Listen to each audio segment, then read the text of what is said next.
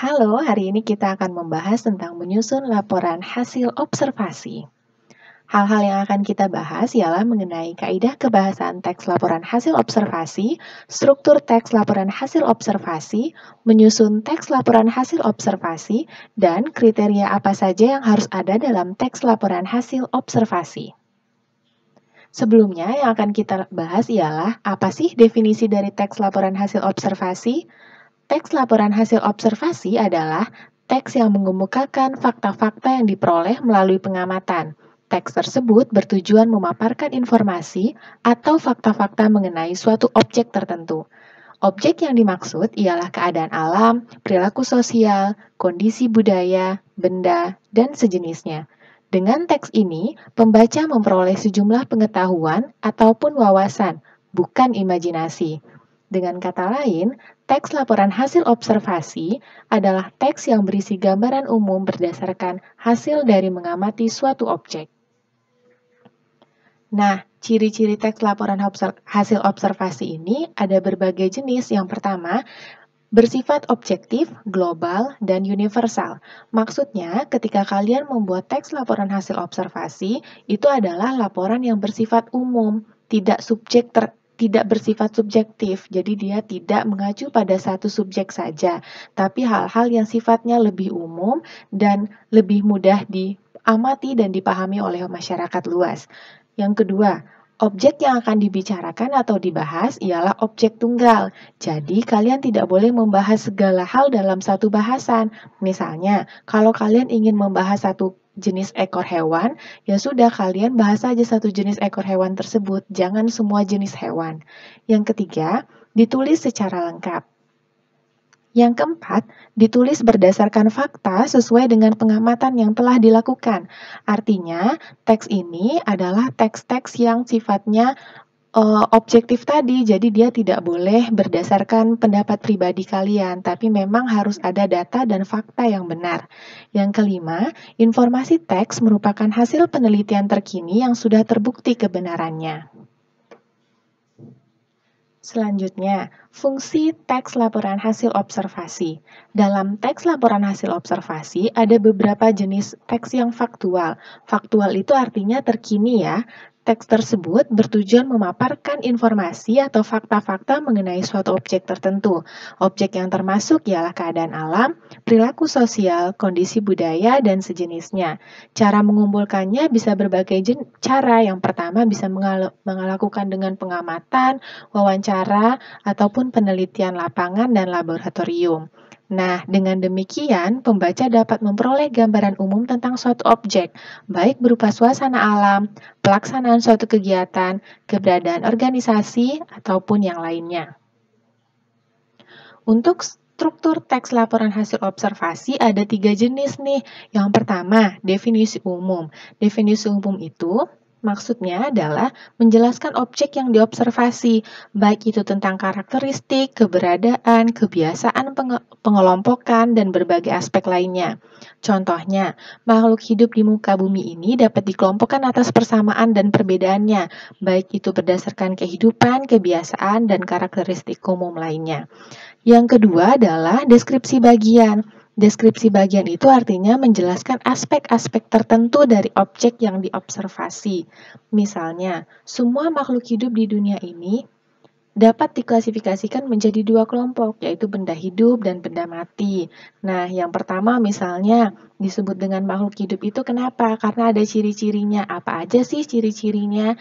Nah, jadi harus ada deskripsi-deskripsi yang sifatnya lebih ke bagian-bagian tertentu atau ciri-ciri umum tertentu. Misalnya, untuk makhluk hidup jenis kera itu jenis makhluk hidup yang seperti apa, ciri-cirinya seperti apa. Nah, itu harus bisa kalian deskripsikan.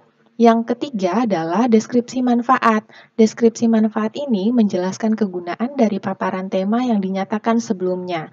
Contoh, dengan adanya pengelompokan tersebut, dapat diambil pengetahuan bahwa manusia menjadi mudah dalam mempelajari makhluk hidup itu, termasuk memanfaatkannya. Lalu, untuk kaidah kebahasaan teks laporan hasil observasi ada beberapa jenis nih. Yang pertama, Banyak menggunakan nomina. Tentu kalian sudah tahu kan nomina itu apa? Dengan lebih gampangnya, nomina itu juga disebut dengan kata benda. Jadi, yang sifatnya benda itu disebut dengan nomina. Yang kedua adalah verba material. Untuk verba material itu adalah kata kerja yang menunjukkan tindakan suatu benda, binatang, manusia, atau peristiwa. Kata kerja kalian juga sudah tahu kan pengertiannya? Lalu yang ketiga, banyak menggunakan kopula. Nah, kopula itu apa sih? Kopula itu adalah suatu kata yang fungsinya untuk mengelompokkan sesuatu ditandai dengan kata adalah, merupakan, yaitu. Lalu yang keempat itu adalah banyak menggunakan adjektiva. Adjektiva itu adalah kata yang menggambarkan sifat atau perilaku benda, orang, atau suatu keadaan. Lalu selanjutnya adalah banyak menggunakan kata-kata teknis. Nah, kata-kata teknis ini adalah kata-kata yang sifatnya lebih ilmiah. Misalnya nanti kalian temukan laporan teks hasil observasi itu lebih ke ciri-ciri atau menggunakan bahasa yang sifatnya biologi, seperti itu kata-kata teknis. Nah, untuk langkah-langkah menyusun teks laporan hasil observasi, ada beberapa langkah nih. Yang pertama, kalian sudah tahu dulu temanya apa sih untuk kalian bisa membuat judul laporan sesuai dengan pengamatan yang telah dilakukan. Lalu, kalian bisa membuat kerangka teks yang condong ke pembuatan gagasan utama sesuai dengan hasil pengamatan. Lalu kalian sudah bisa menyusun teks berdasarkan gagasan utama yang telah dibuat, diawali dengan paragraf pernyataan umum lalu ke bagian isi. Dan terakhir, kalian bisa kembali menilik hasil tulisan kalian.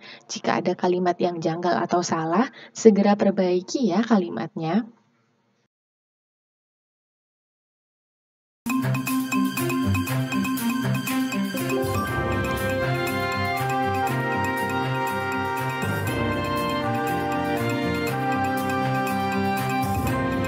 Kali ini kita akan membahas tentang beruang madu. Beruang madu adalah jenis beruang terkecil di antara 8 jenis beruang yang terdapat di dunia.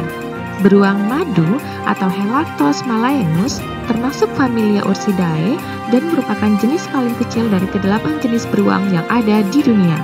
Tinggi tubuhnya hanya berkisar di angka 140 cm dengan tinggi punggung 70 cm dan bobot antara 50 hingga 65 kg.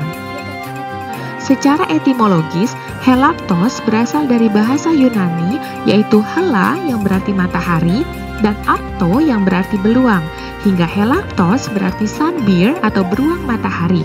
Penyebutan sunbear berdasarkan adanya corak putih pada bagian dada yang terlihat seperti matahari.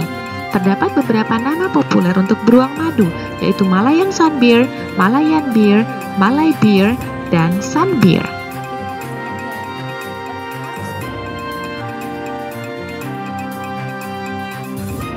Nah, sekarang saatnya kalian berlatih ya untuk membuat teks laporan hasil observasi.